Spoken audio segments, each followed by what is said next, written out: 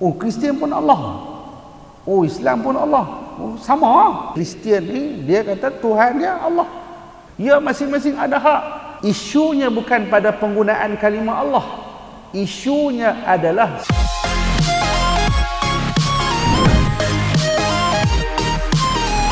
wama unzila min qablik.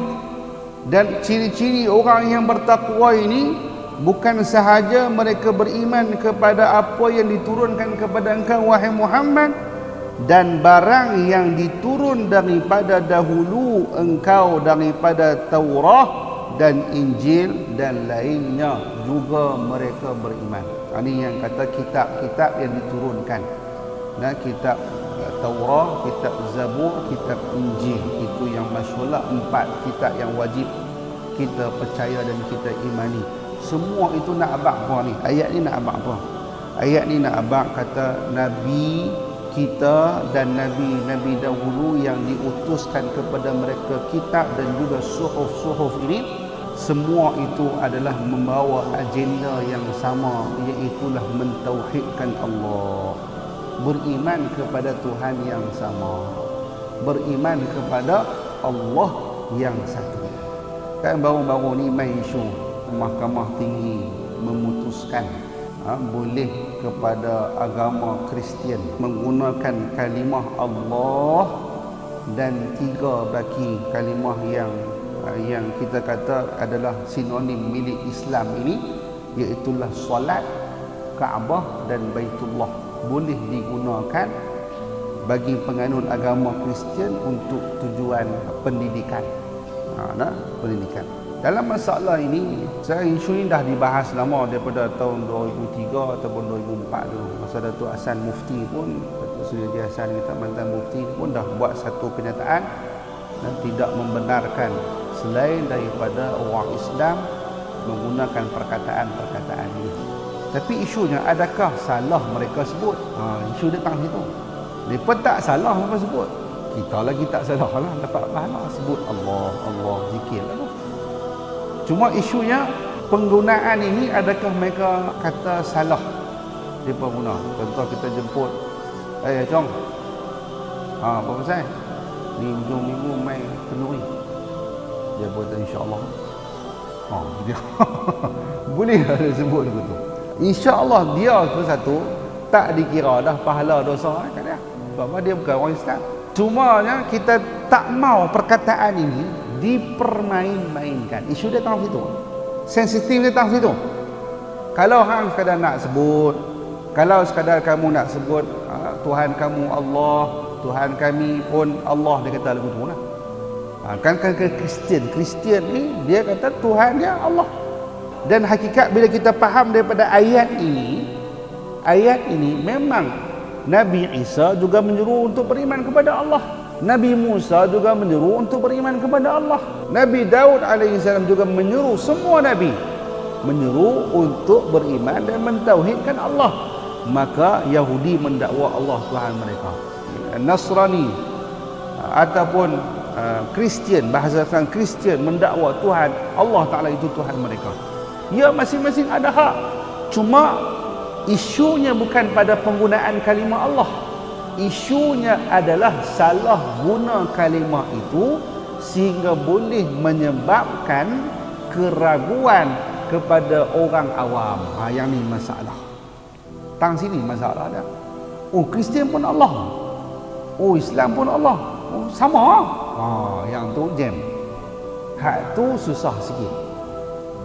Yang tu yang boleh menyebabkan kalau kita lemah dari sudut media, lemah dari sudut penyebaran maklumat, kefahaman yang sebenar berkenaan dengan Tuhan yang wajib kita kena imani, itu salahnya bukan kepada pendakwah Kristian yang sanggup 24 jam pergi masuk ke lapangan, masuk ke geladangan, masuk ke cerok-cerok orang asli untuk menyampaikan kefahaman ini.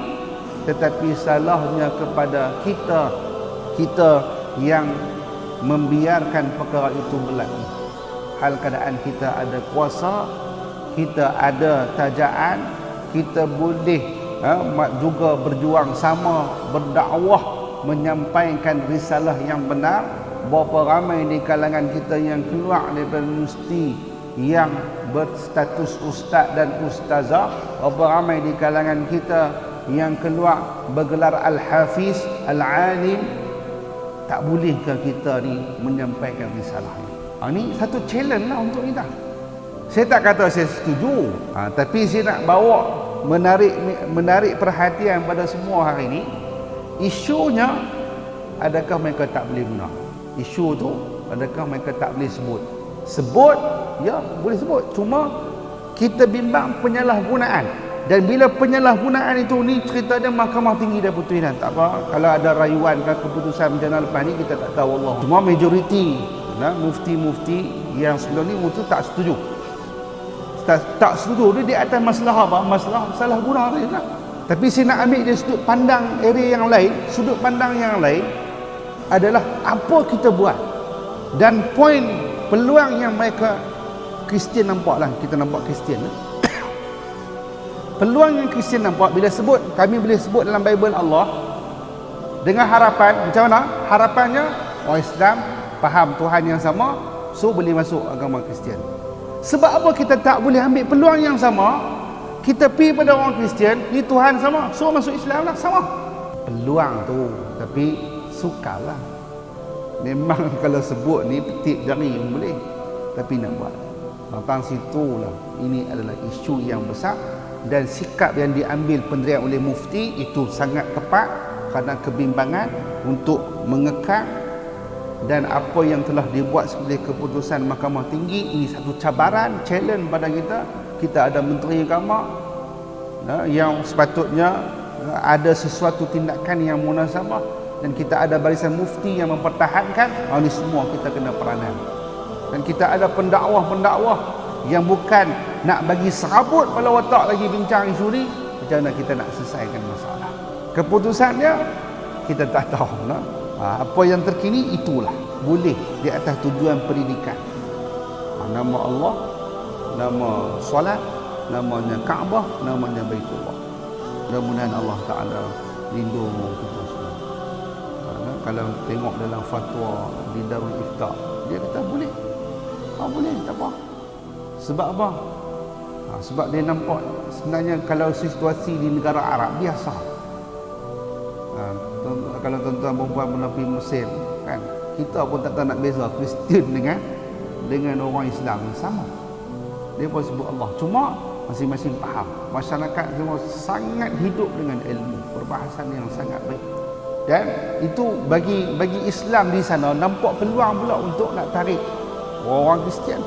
Kerana ibu ayah ayah Nabi kita sendiri, walaupun sebelum datangnya Islam, nama ayah Nabi kita apa dia? Abdullah. Walhal waktu tu tak ada lagi Islam, dah diberi nama hamba kepada Allah.